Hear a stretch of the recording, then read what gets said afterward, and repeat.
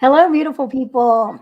Thanks for joining us. I'm here with Kathleen Gage, and we've got a powerhouse show today. She's going to talk about stepping into confidence. She doesn't let anything get her down. If she falls down, she knows she's getting back up. There's no questions asked.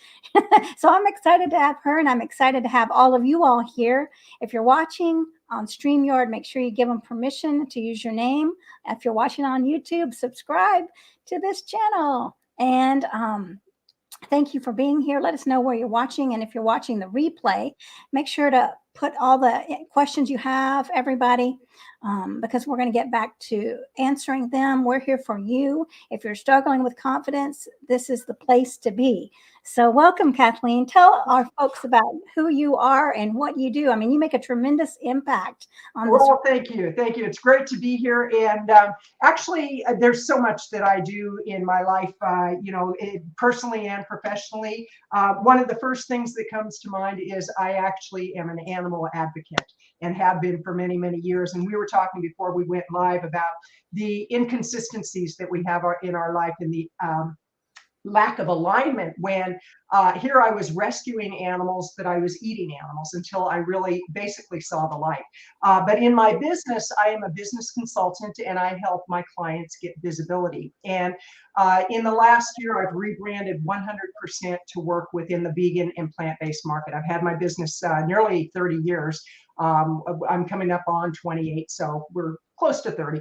And I have worked in everything from government agencies to municipalities, state agencies, and then I moved into corporate work that I did. And really, when I hit my stride of what I love to do and who I like to work with, I love working with speakers, authors, coaches, consultants, small business owners. And when the pandemic hit, I really had the opportunity to evaluate what I wanted to do with my business, primarily because my business got impacted like everybody else's business. I'm a keynote speaker, and about 80% of my revenue literally overnight got wiped off the books. And it's like you're going from a very comfortable multiple six-figure business to you're going, am I going to be able to pay all my bills? And it's not that I lived a lavish life, but I lived a very good life and still do. But I had about a year to really evaluate what I wanted to do. And it was just about a year ago, I decided to rebrand 100% as Vegan Visibility. Wow. I love the way that you looked at your life and you said, how can I do something more, right? And get more into alignment. And then you made that shift. And that's what I did too. So it was exciting, because I was doing coaching with people in relationships and then women. And I thought, wait a minute, there's more here. So now I am still coaching people in relationship, but vegans and vegans empowerment. And really, we're both making a change here. And I love the way that you never know what's going to be on the journey, right? If you had told me years ago, you're going to be a vegan empowerment coach, I would have said, you're freaking crazy. What about you? I would have said the same thing because I was definitely a carnivore. I mean, there is no disputing it. And I have to say that I'm so grateful for a number of reasons that I'm now a vegan. One is because of the animals, two is because of my health and the environment. But yesterday I actually took my mother-in-law shopping and I was walking by the meat department to go to the bread department. And I happened to glance over because I heard that meat has gone up. I haven't had any meat in about 4 years. And I looked at one of those big rolls of hamburger, $30. Now, I remember when I was eating meat, a big roll of hamburger was about $12 to $15. I was shocked. And even more shocking are the people who are complaining about grocery prices, and yet they're not connecting the dots that if they gave up meat, they actually could eat very, very cost effectively. And it's interesting because we were taught early on that if you're a beans and rice kind of person, then it must mean that you don't have money to buy good groceries. And now it's like beans and rice all the way. I love it. And it's actually one of the most, the healthiest ways to eat. It's very cost effective. And my gosh, it's just so good for the environment. It's so good for the animals. It's so good for our health. And so kind of a long answer to a short question. Yes, I went through the same thing. And I have to tell you, early on when I was making the decision to switch over to rebrand in the vegan market, I had some very successful consultants who are carnivores who warned me, and they said, Kathleen, it's going to be the death of your business. And I thought, hey, my business is dying anyway. It's like the pandemic hit me hard. And it's not the first time I've been through that in 28 years. 9/11, same thing happened. 2008, when the economy tanked, that happened. And so I've had a few opportunities to reinvent myself. And there was part of me thinking, okay, they know what they're doing. They're very successful. They run 7-figure businesses. So maybe I don't know what I'm talking about. But my gut kept telling me, you need to rebrand. It's time to rebrand. Best choice I ever made. And it didn't take me long, and I was thinking about this on my run this morning. It really didn't take me long to immerse myself in the vegan market. And that's because I use the very same strategies that I teach my clients on how to quickly gain visibility in a market. Wow. Well, that's very interesting. And then it shows that you're not afraid to take risks. I mean, in order to move forward. I get sweaty palms once in a while. Once in a while, my That's palms. okay. And kind of my philosophy is, if your palms aren't sweating, you're not playing big enough. So if it's real easy peasy all the way along, it means that maybe I'm not stretching myself enough. So, I have to say there are times where I look at it and I say, well, what if it doesn't work? And all I have to do is look at my track record and realize, yes, I have failed at times. I mean, there was a period in my life I was a total failure, couldn't get a job. I actually have been in recovery for 38 years. So during that period, I was doing a lot of drugs, a lot of alcohol, and I'm completely clean and sober. And I can look back at that period and realize, had I not made different choices, I wouldn't be where I'm at today. So it's not that everything comes easy, because there are times that I hit a wall. There are times that I just, I'm like, what am I doing? Am I doing the right thing? Who do I think I am to do that? And yet it's looking at the past and saying, okay, where have I had successes that I can actually borrow that strategy and map it over into what I'm doing today? Well, that's very powerful. Those are really great ideas that you're sharing and lessons that you've learned. And so you're saying that you weren't always confident. So that's what I want to hear. I mean, I want to hear about this. I know a lot of us, I felt like I didn't want to get on online. I didn't want anybody looking at me. But I had to overcome whatever was holding me back. Those ideas, right? The idea of nobody wants to look at me. And then that made me feel sick inside, and, shift to a different idea, which was, let me do it and let me fall down and let me get back up. So I want to hear your story. Let's say, when do you think your confidence shifted, and what caused the shift in your life? Because a lot of us feel like, I'm always going to be like this. I don't want ever to be seen. I don't want to be seen. I don't want to be heard. Well, I think a lot of that, as we were talking before we went live, that we have certain conditionings that take place as children. And I've rarely shared this story, but when I was 9 years old, I actually had a death and dying experience, a near-death experience, where I was given medication for some stomach problems that I was having. I was literally deathly allergic to the medication. I ended up paralyzed. I was in ICU. I was on life support. At 9 years old, and most of it I don't remember. I mean, these are the stories I heard after the fact.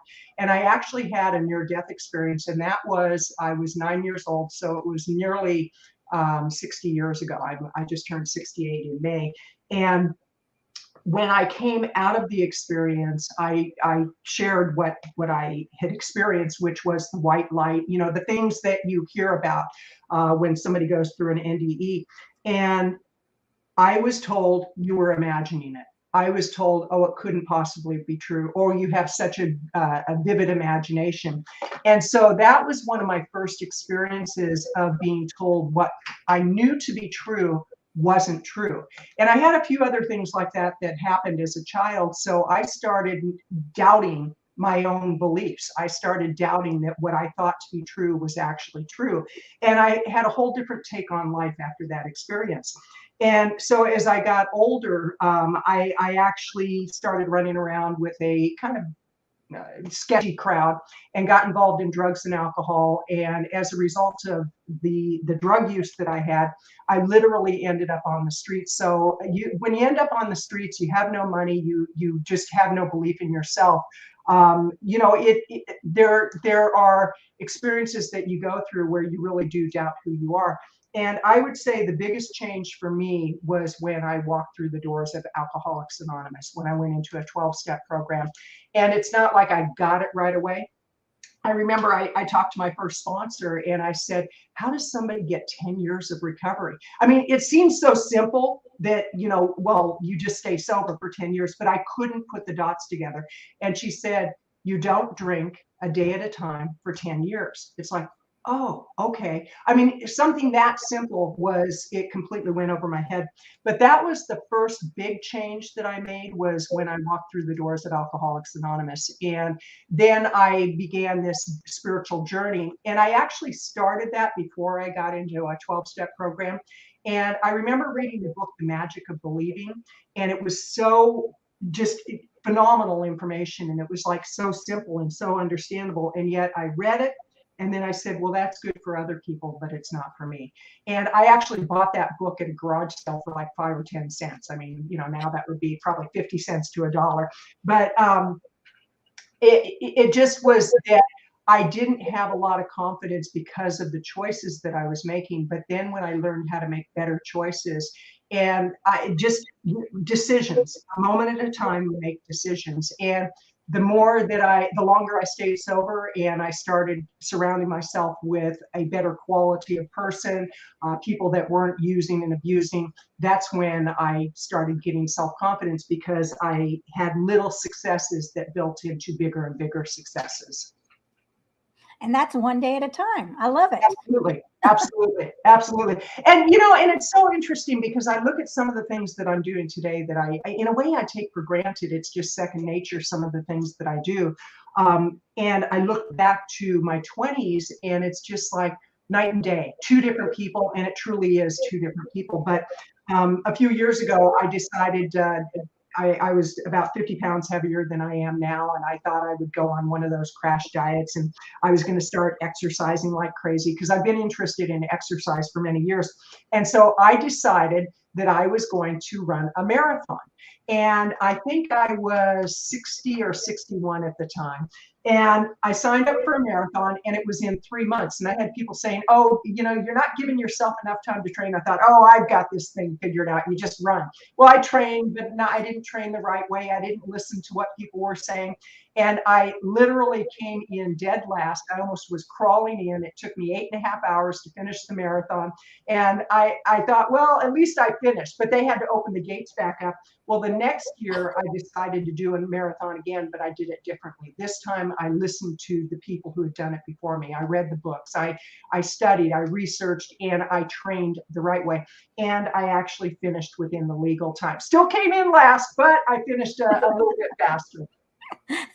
That is so funny. I love that. And I love the way that you reached out to resources, because a lot of times we'll try to do something by ourselves and then we fall flat on our faces. And then you said, that's not going to stop me. What's the lesson here? Right? Absolutely. Absolutely. And I think I see we have Angela Fischetti on. Oh, yeah. Oh, thank you, Angela. I appreciate that. Okay. How sweet. She is very, very sweet. She's an inspiration. She's definitely an ambassador and an advocate for the vegan cause. I mean, she is just a rock star, gets out there and does some amazing things. So I'm so glad that she's on this live. I know, huh? Yes, it is an incredible share. These shares are amazing. So thank you, Kathleen. I love AA. I want to tell everybody that. Because the people there are so vulnerable and they speak from their hearts, and when they're really dedicated to the cause. I mean, I remember watching Rob Bell, who's one of my heroes. And he said, if you ever want to see vulnerability and really want to see someone, speaking from their soul, go to an AA meeting and you'll see it. I mean, they're so powerful. Those people. It's such a beautiful, vulnerable place, and the acceptance, and that's connecting back to the resources of the universe, which is so important. And that's what I teach people in my coaching, right? Don't do it by yourself. The power of having support is immense. And it sounds like you help your clients really push their dreams forward. I do. And what I like to do with my clients is, first of all, to pre-qualify them to make sure that we're a good match, because I'm definitely not a match for everybody. I kind of cut through the fluff, and I'm not somebody who sits around and sings Kumbaya. It's like I get right to the point of, okay, you say you want X, what are you willing to do to get X? And is it aligned with your values? So once we establish that, then we really look at what is it you want to accomplish, and does that make sense? For example, right now I have a client that I worked with 16 years ago. We did her book launch 16 years ago, and she contacted me and said, I'd like to do a book launch. And I said, well, what's your reason for wanting to do it? And as it turns out, the reason that she wants to do the launch really doesn't support doing a launch. It's like there's other things that need to happen first. So we're having a conversation next week. I sent her a proposal with ideas, and I said, this is what I recommend. We have to first establish the foundation. And that's really, if you look at 12-step programs, there are 12 steps in an order for a reason. And it's the same with running a business or working with clients. It's really getting that foundation in place, because if you don't have a strong foundation, you can build something, but it's built as a house of cards. And we see that all the time, that people that try to jump ahead too quickly to the end result instead of putting the time in that it takes. And unfortunately, we are a very instant gratification society. And a lot of people, they want push button success. Now, can you have push button success? Yes, with the right foundation. I've had occasions where, we've done campaigns and you go, okay, it's showtime, and you press the button and you make tens of thousands of dollars. But what came before that? And I think that's the illusion that people buy into, is like, oh, I can make X amount of money by doing this one thing. Well, there's more to it than the one thing. And I would say it's just like getting healthy. When we become vegans, and I happen to be a plant-based vegan, and I'm very into healthy eating, because we can be junk food vegans, where we can eat a lot of garbage food and a lot of processed food, and it doesn't serve our health. And I think if we're really going to do good for the animals, good for the environment, and good for other people, we have to do good for ourselves first. And, the old analogy that's been way overused, but it is true, is when you're on the plane and the oxygen masks come down, you put yours on first, because you can't help anybody unless you're breathing right. And so in anything that you're going to do, you must have a solid foundation. And we live life in sound bites now. We live life in snippets rather than really going deep into what we're doing. That makes so much sense. I mean, when you're talking about a solid foundation, and in all aspects of life, I mean, that comes from looking, like you're talking about, in alignment. What's in alignment? What is our mission? Like, is you say this is your mission, but then you're telling me you want to do something else, which isn't in alignment. And Right. so important. And to get the foundation down, like, you can't build a house starting on the windows. You've got to get something stable to build on. And you're right, but this society, I mean, it's really fast paced, and we want to do things without putting the effort in. And that's a discovery process, when we're laying that foundation, discovering, oh, well, maybe this isn't what I wanted to do, because that's what it sounds like with your client. And then when I was talking to today, also of mine, was like, wait a minute, first we got to tackle this bigger issue in order to deal with these little things that we're trying to deal with, these little things, but the big issue, the big foundation, is stopping them from happening. So we've got to Absolutely. put ourselves there. Yeah. And and that's one thing I'm glad you brought up, because a lot of people don't realize that. This is great awareness. Well, and it got me thinking, as you were sharing, about also being willing to charge for your services, and also being willing to invest in your own development. And it's always interesting when people they want to sell something, but they've never invested in themselves. And I look at my own career. At one point a few years ago, I hired a few very high-priced consultants, because I was at a roadblock where I really needed to have a breakthrough. And there's that old saying that you have to have a breakdown before you have a breakthrough. And one consultant, it was close to 6 figures that I invested in her services over about a 2 to 3 year period. And that gave me the belief that, okay, I was willing to invest that money. So I have every right to ask people to invest in my services, again, if they're a good fit. And if they're not a good fit, then be willing to refer them over to somebody else. For example, here's a great example. I've been a book marketing coach for many, many years. I know how to market books, and usually it's around Amazon campaigns. And I've also helped clients publish books, but that's not my wheelhouse. That's not my sweet spot. That's not my passion. I have a friend and colleague who we both know, Natalie, who is the vegan publisher. And she is somebody who has a passion around publishing books. So if I have somebody who comes to me and says, Kathleen, I want to publish my book. Will you help me publish my book? I'll say, well, what I will do is I'll introduce you to Natalie because she is the go-to expert. And so I think what another really good thing for people to keep in mind is that you want to have people in your corner that you can refer others over to. Katrina Fox is a great example of somebody who does publicity really well. She's very well established in the vegan market. And so if I have a client who wants to get in major publications, sure, I could figure it out and I could do it, but that's not my wheelhouse. I'm going to refer them over to Katrina. So it's really, and if I have somebody who needs some good coaching around empowerment and being vegan, I'm going to refer them to you. I'm not going to try to figure that, because again, I'm not a kumbaya kind of person.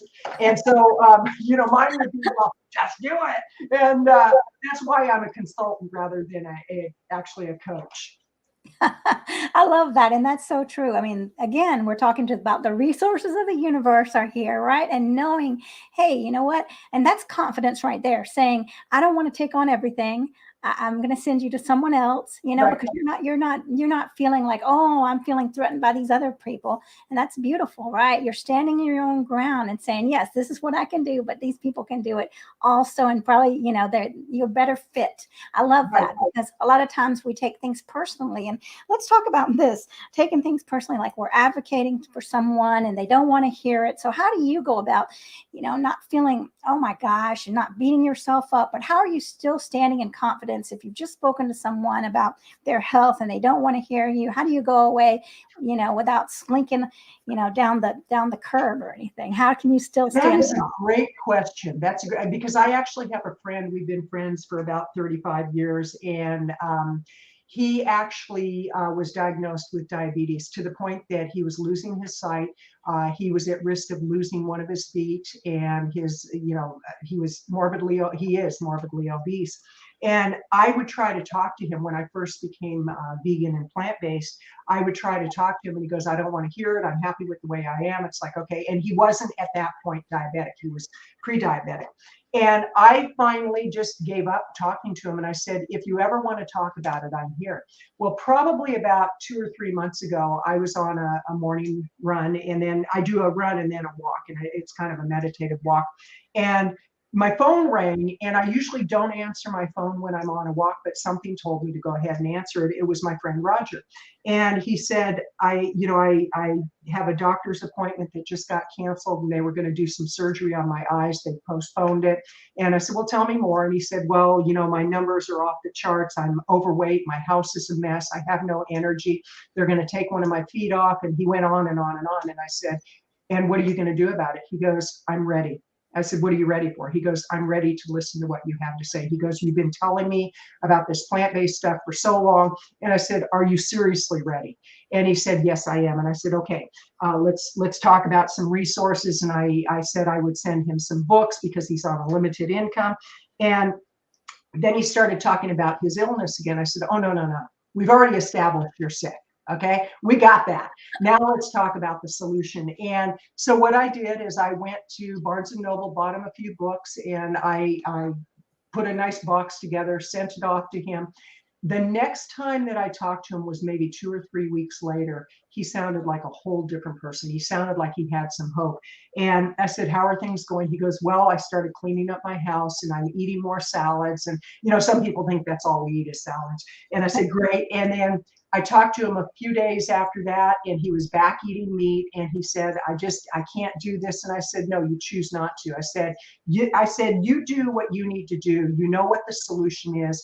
And so for me, what I've learned is it's not my place to force it on somebody, but it is my place when they ask for help to really be there to help them. And it's just like somebody who has a drinking problem, that if you tell them, okay, you're nothing, because I was told many times, you're nothing but a drunk. And I heard that over and over. I got kicked out of dive bars. I mean, that's how bad of a drunk I was. I was a blackout drinker.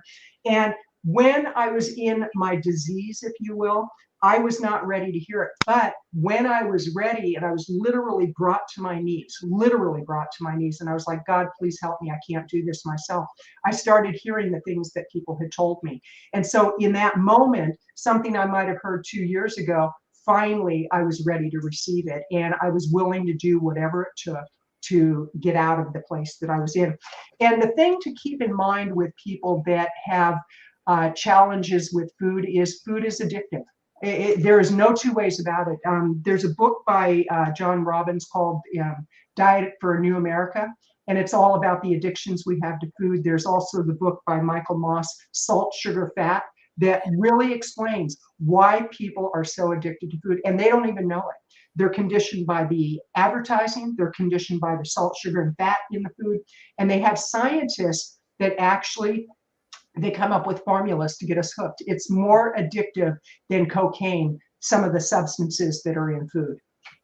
You're right. And I was just looking for my book that I think it's called The End of Overeating. And it talks about that, the layers of sugar, fat, like the chicken wings are fried before they go to the restaurant, then they're fried again. It's like, oh my gosh. And no wonder, I mean, when you see that, of course, and your mouth starts watering and you're like, oh my gosh, look at all that cheese and whipped cream and all this junk, but then we were talking before, that these are things that have been going on since we started watching the television set, years ago. And so days and days and days and years and decades of programming. And we say to people, why can't you just quit?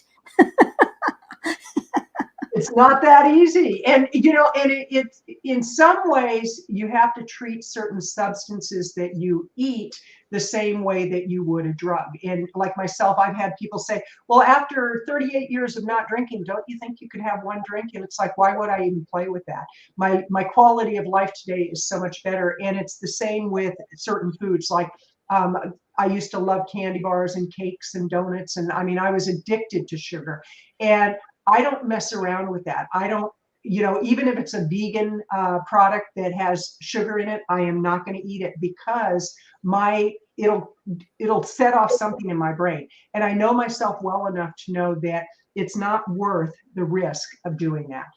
Even some of the substances that are substitutes for sweets, those can be a trigger also. It's just like an alcoholic drinking near beer. That can be a trigger. So it's really looking at the quality of life we want. And then based on the quality of life we say we want, what actions are we willing to take and what actions do we need to give up?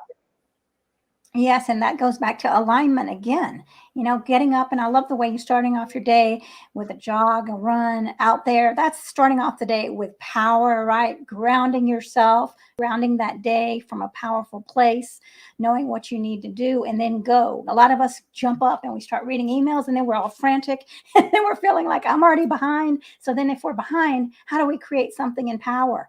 It's not going to happen. We've got to be deliberate and mindful with that place of power to live in alignment with our beliefs. And it's okay if you fall off, if you get off track, hey, just laugh it off and jump back on track, because that's what you're doing, right? You're not laying down. If you fall down, you're not giving up. You believe in yourself. And so how do you get back up? Like if you've had a hard day and you're not, because we all have confidence, we're all feeling confidence, but sometimes it starts to slide. What are you to do, Kathleen, to get yourself back up into that confident, powerful space? That's I love your questions because it really, makes me realize some of the practices that I've put in place that allow me to stay in a good state of mind. Like last evening, I was watering my garden and I was just happy. I was like, wow, I am just so happy right now watering my flowers. And I thought, why am I happy? Well, I made a decision. It was really that simple. And yet that happiness can be fleeting. It can go away and we can have another feeling replace it. But what I do is I have a foundational practice that sets me up for success. And if I do this, then I'm more likely to have a successful and a happy and a joyful day. If I don't do it, like if I jump right into emails, if I jump right into social media, or I turn on the news, I'm going to get sucked in. So for me, it's taking time to do yoga.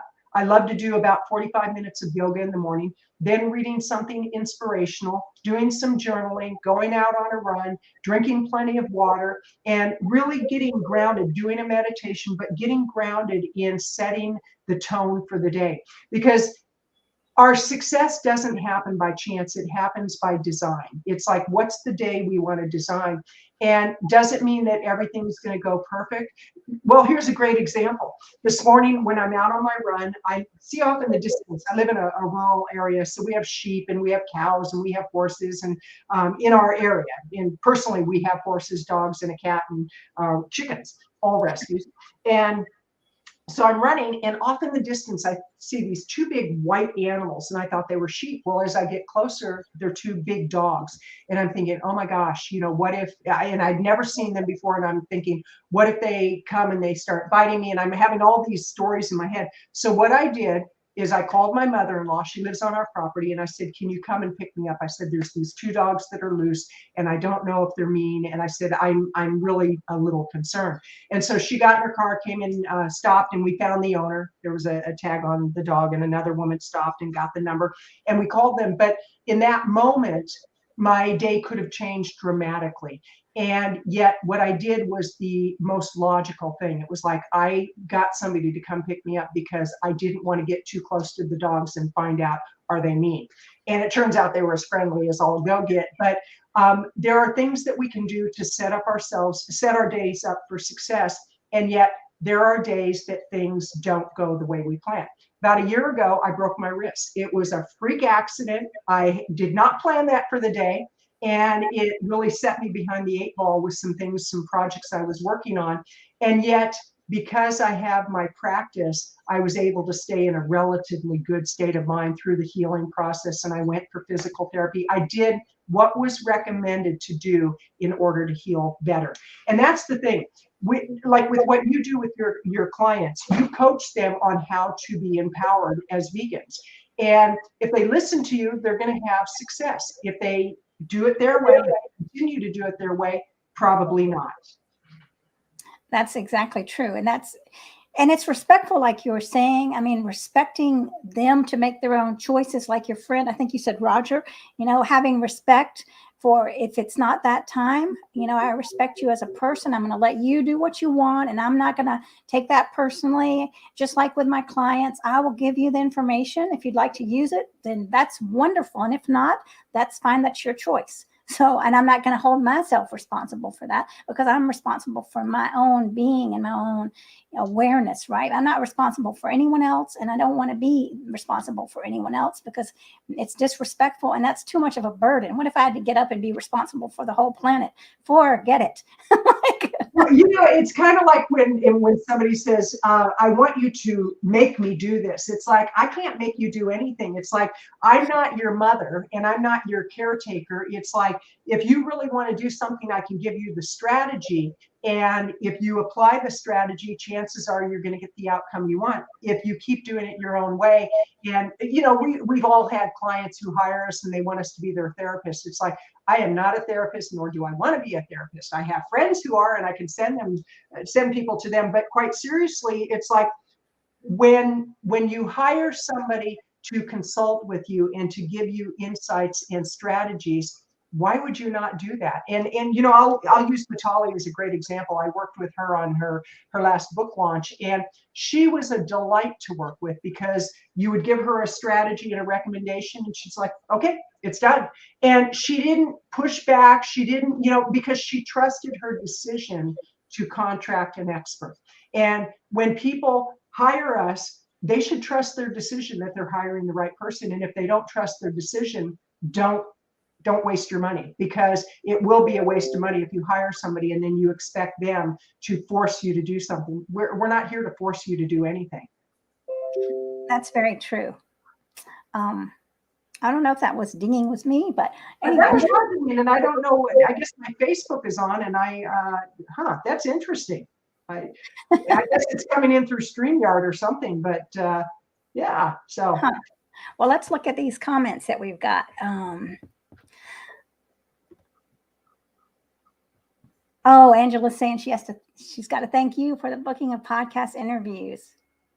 And she says her free content is absolutely extraordinary. Now, imagine if my free content is great, what you get if you pay. And quite seriously, you know, that's something I also teach my clients is like, when you have something free that you're giving away, make sure it's extraordinary, because some people say, well, I'm only going to give a little bit away. And it's like, give your best stuff away, because that shows that you know what you're doing. And really, that's your opportunity to showcase what you're doing and what expertise you have. It's amazing how backward a lot of people are in their thinking. It's like they want to hold things close to their breast, or they're so afraid of competition. And it's like, find people you can collaborate with. I've got an event coming up where it's a marketing event, and we're bringing in about 12 experts who all have their own expertise in marketing. And it's a similar summit to what I did about a year ago.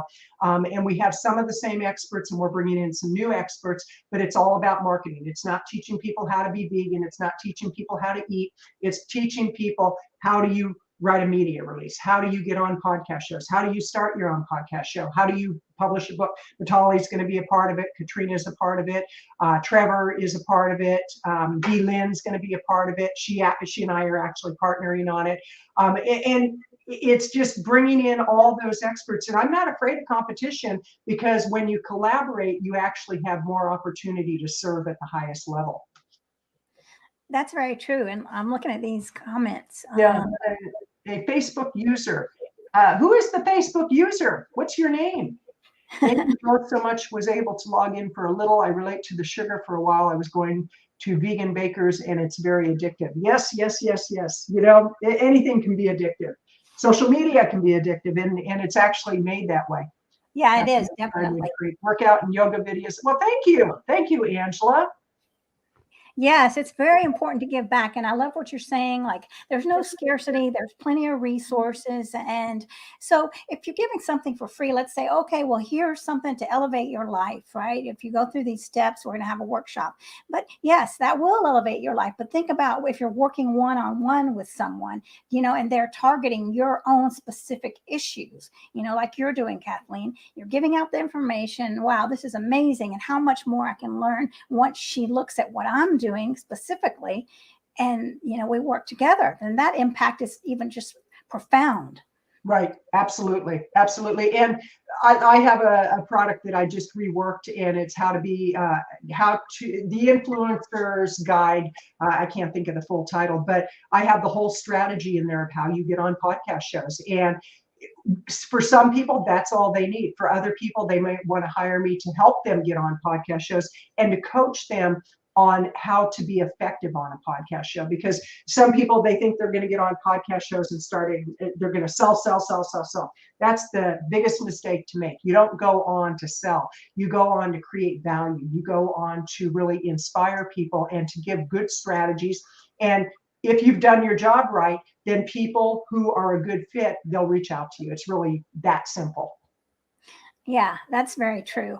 And it's always about giving back in the end. You know, how we're creating our legacy. So, I mean, what are people going to think after we're gone? And what's going to keep going after we're gone, right?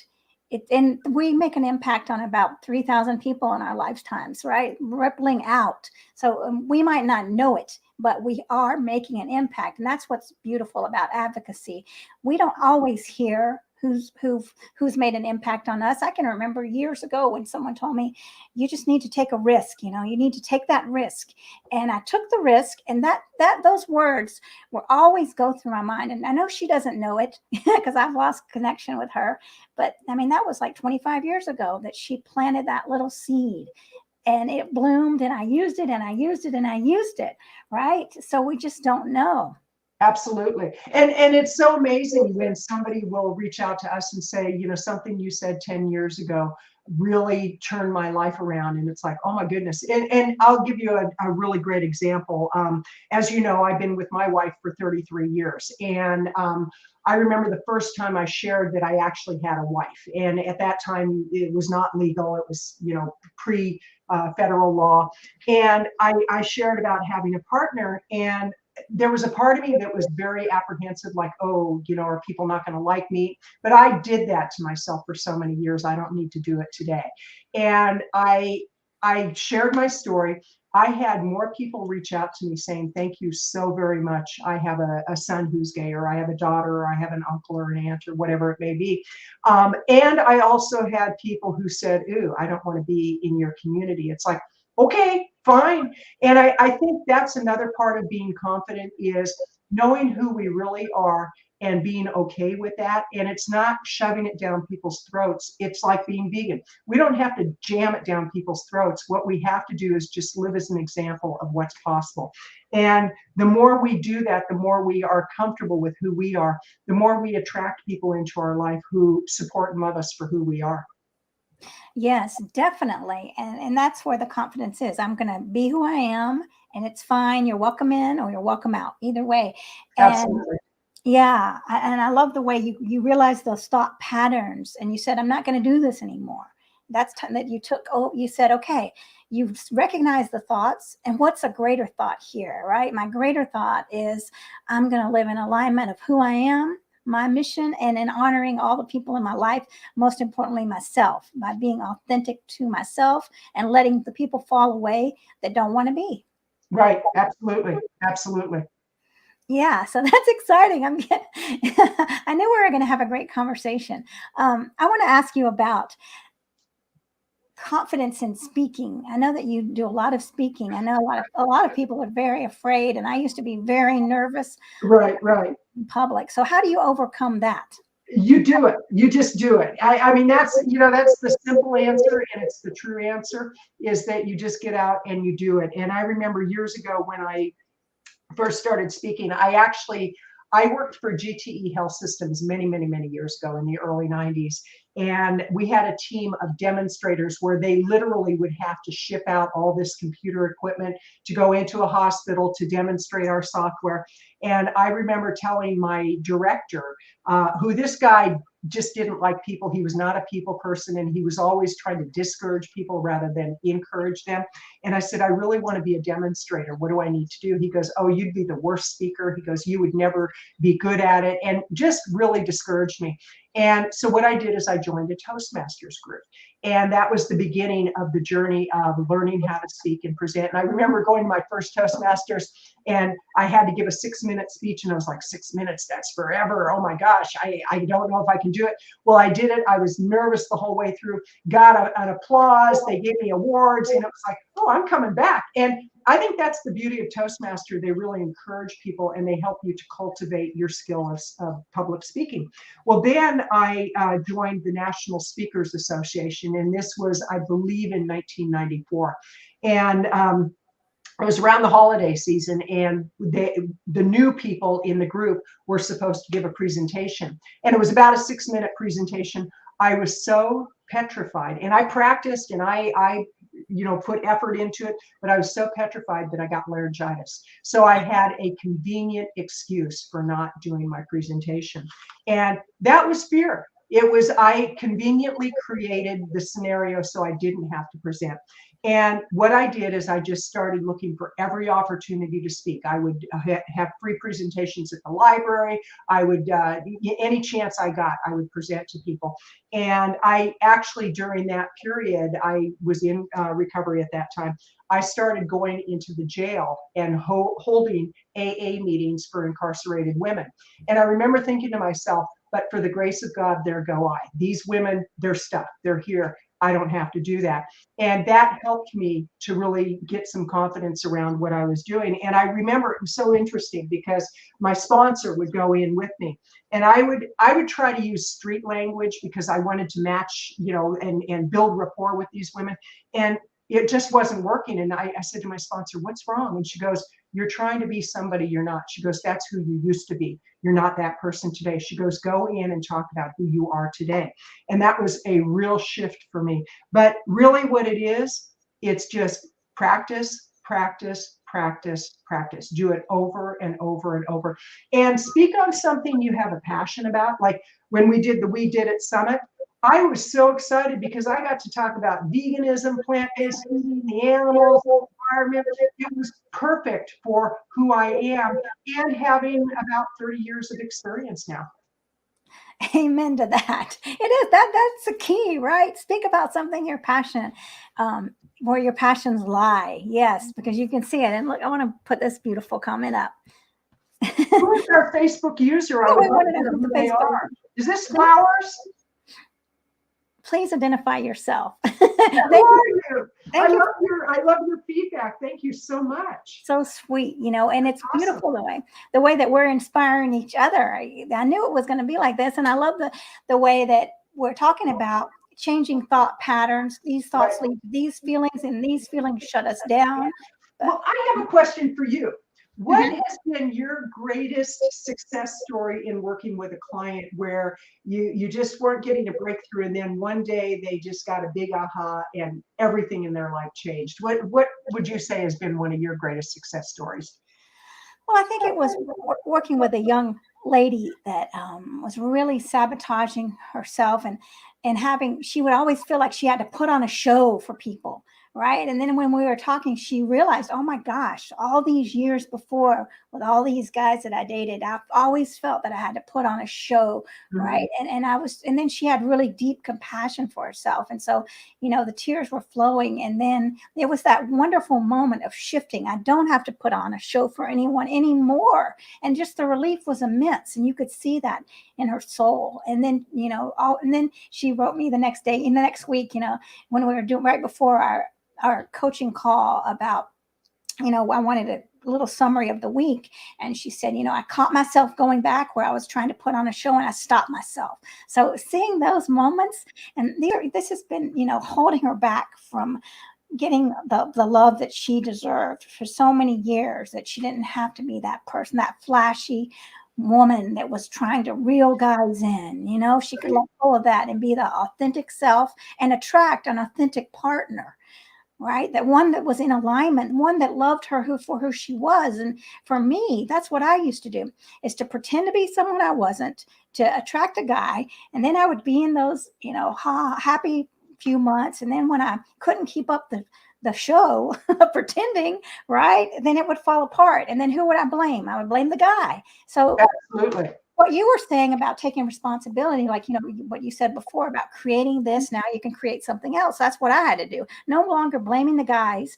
I apologize to everyone for being deceitful, and I take responsibility for creating that mess. So now I'm going to create a much grander life, living in alignment. But see, again, back then, I didn't know who I was or what I wanted. I was just like desperate.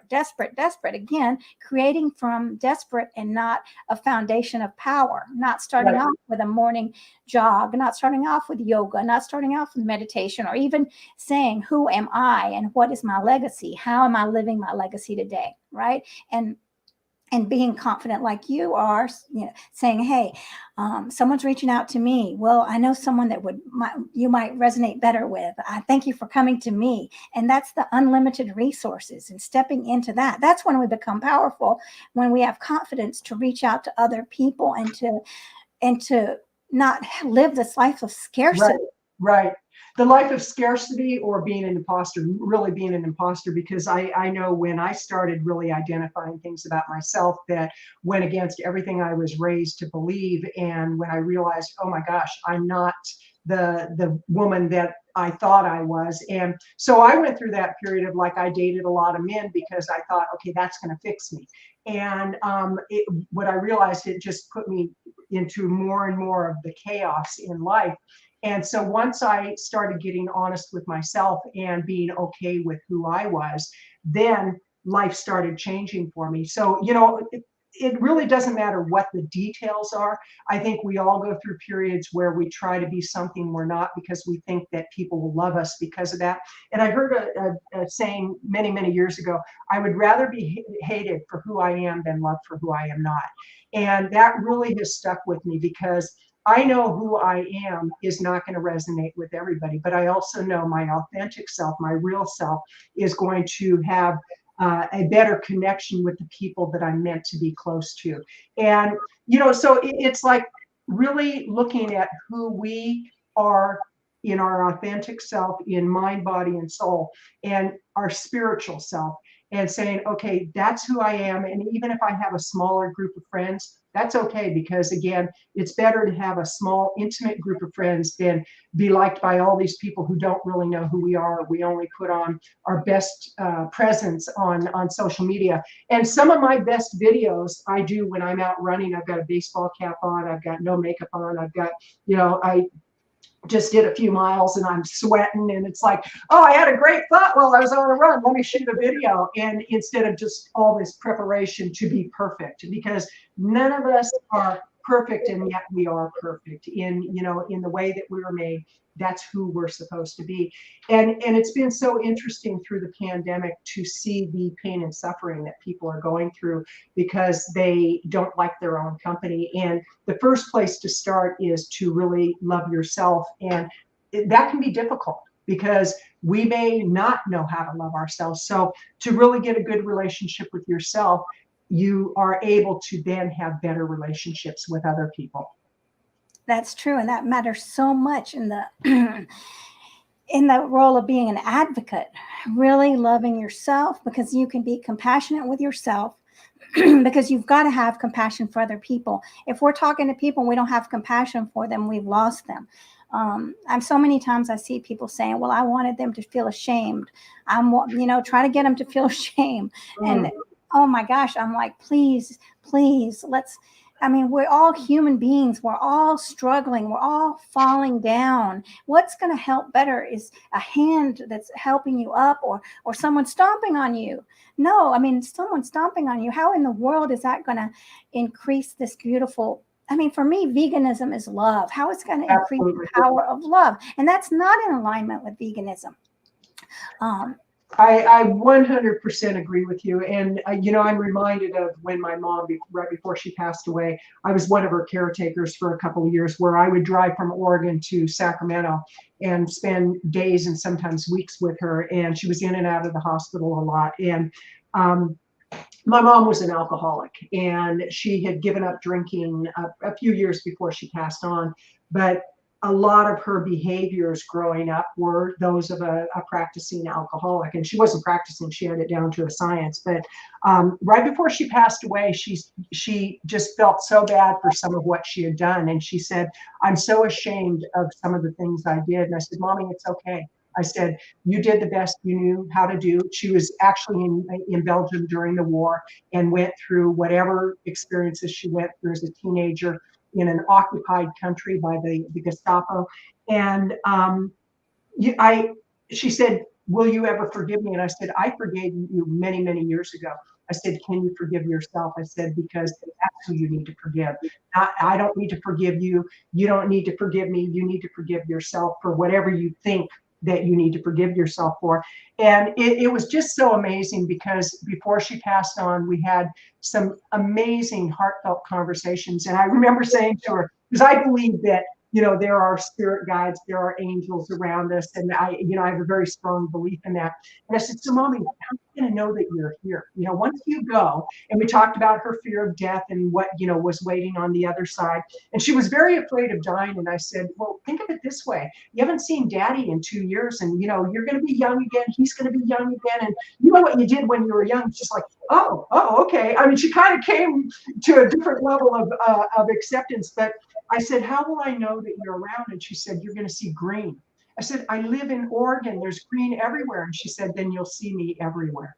And not a day goes by, and it's been almost 10 years since she has passed on, and not a day goes by that I don't think of her. It's like she's in my mind, she's in my heart, and everywhere, I might see a sign that's green, and it's like, oh, there she is. Or I'll see a bird flying over, or, like she leaves pennies all over the place, and like in the strangest place, like I can look down and all of a sudden there's a penny where there wasn't a penny. But whether or not that's true, I don't know, but it works for me, and it keeps me joyful. It keeps me connected to my mother, and it just makes me know that there's something bigger than all of us.